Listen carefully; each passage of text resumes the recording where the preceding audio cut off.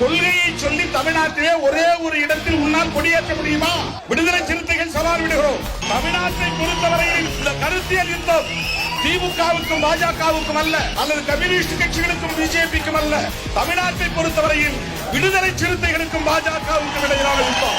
கருத்தியல் ரீதியாக மோதிக்கொள்ள தயாரா? விவாதிக்க தயாரா? ஓட ஓட விரட்டி அடிப்போம். தமிழ்நாட்டில் ஒரு இடத்தில் கூட உங்களால் கொடியேற்ற விடாமல் தடுக்க முடியும்.